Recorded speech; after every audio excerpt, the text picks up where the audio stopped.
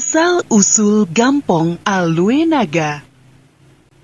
Pada zaman dahulu, Aceh masih berdiri sebagai sebuah kerajaan. Pada masa pemerintahan Sultan Murah, terjadi keresahan di sebuah tempat di pinggiran kota raja. Sultan Murah kemudian mengunjungi tempat tersebut untuk mengetahui permasalahan yang terjadi. Tuanku, akhir-akhir ini banyak terjadi keanehan di sebuah bukit Lamyong. Banyak ternak yang hilang saat kami gembalakan di sana. Selain itu, bukit Lamyong kadang-kadang menyebabkan gempa, sehingga membahayakan orang-orang yang berada di bawahnya. Sejak kapan hal itu terjadi? Keanehan itu terjadi sejak menjelang meninggalnya ayahanda tuanku, Sultan Alamsyah. Sultan Murah kemudian kembali ke istana dan berbicara dengan sahabatnya Renggali. Renggali adalah putra dari Raja Linge.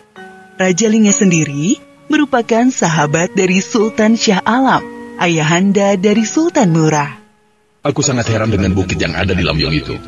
Mengapa ada bukit memanjang di sana? Padahal di sekitarnya dahulu hanyalah rawa-rawa yang selalu berair. Menurut cerita orang-orang di sana, bukit tersebut muncul secara tiba-tiba pada suatu malam. Kakanda saya, Raja Linge Muda, menaruh curiga ketika pertama kali melihat bukit tersebut dalam perjalanan ke kota raja. Bukit itu seolah-olah memanggilnya. Pergilah ke bukit itu. Cari tahu sebenarnya apa yang terjadi dengan bukit di Lamyong itu. Renggali memeriksa setiap sudut bukit di Lamyong tersebut, dari selatan hingga ke utara dekat laut. Renggali merasa bukit tersebut sangat aneh.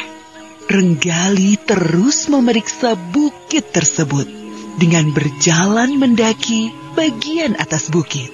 Renggali terkejut karena tiba-tiba merasakan air mengalir di kakinya. Saking terkejutnya, Renggali melompat ke bawah sambil berguling-guling. Bukit yang aneh. Renggali semakin merasakan keanehan dengan bukit tersebut. Maafkan hamba, putra Raja Linge. Siapa kamu? Renggali semakin heran bahwa bukit tersebut bisa bicara. Hamba adalah Naga Hijau, sahabat dari ayahanda tuanku. Kamukah itu Naga Hijau? Lalu, di mana ayahku? Bukit itu pelan-pelan mulai terlihat berbentuk kepala ular raksasa. Panggillah Sultan Alamsyah, hamba akan membuat pengakuan. Renggali segera kembali ke istana dan menemui Sultan Murah. Jadi bukit itu ternyata Naga Hijau yang menghilang bersama ayahmu. Mengapa dia ingin menemui ayahku? Apakah dia belum tahu Sultan sudah wafat? Sultan Murah dan Renggali segera bergegas menemui Naga Hijau. Mengapa Sultan Alamsyah tidak datang? Sultan Alamsyah telah lama meninggal. Mengapa keadaan kamu bisa seperti ini, Naga Hijau? Kami kira kamu telah kembali ke asalmu. Tetapi, di mana Raja Linge? Bukit tersebut bergemuruh mengeluarkan suara menggelegar. Hukumlah hamba, Sultan Merah. Hamba sudah mengkhianati Sultan Alamsyah. Hamba sangat pantas dihukum. Hamba sudah memakan semua kerbau putih hadiah Tuan Tapa untuk Sultan Alamsyah. Dan hamba sudah membunuh Raja Linge. Bagaimana kamu bisa membunuh sahabatmu sendiri? Sultan Alam awalnya memerintahkan hamba untuk mengantar hadiah berupa pedang untuk sahabat-sahabatnya. Semua pedang tersebut sudah hamba sampaikan, kecuali untuk Raja Linge dan Tuan Tapa. Maka hamba mengunjungi Raja Linge terlebih dahulu. Kebetulan beliau juga berniat mengunjungi Tuan Tapa untuk mengambil obat istrinya. Sesampainya di tempat Tuan Tapa, beliau menitipkan kepada hamba 6 ekor kerbau putih besar dan gemuk untuk Sultan Alamsyah. Karena ada titipan dari Tuan Tapa, maka Raja Linge memutuskan untuk ikut mengantarkan ke kota raja. Karena itu kami memutuskan untuk ke Linge terlebih dahulu, mengantarkan obat untuk istrinya. Lalu apa yang terjadi? Di sepanjang jalan, hamba tergiur memakan daging kerbau yang gemuk itu. Maka hamba mencuri 2 ekor dan memakannya. Raja Linge kemudian panik dan bertanya siapa pencurinya. Hamba memfitnah Kule si Raja Harimau. Akibatnya, Raja Linge membunuh Kule. Di perjalanan dari Linge menuju kota raja, kami beristirahat di tepi sungai Besangan. Hamba kembali mencuri 2 ekor kerbau dan memakannya. Kemudian hamba memfitnah Buya si Raja Buaya, sehingga Raja Linge membunuhnya. Ketika memasuki kota raja, Raja Linge memutuskan mandi dulu dan berganti pakaian di tepi sungai. Lalu hamba memakan 2 ekor kerbau putih lagi. Namun kali ini Raja Linge mengetahui dan marah. Karena hamba terlanjur malu, akhirnya hamba menyerang Raja Linge. Raja Linge memiliki peluang membunuh hamba, tapi tidak dilakukannya. Sehingga akhirnya hambalah yang membunuh Raja Linge. Maafkanlah hamba, berilah hukuman yang setimpal kepada hamba.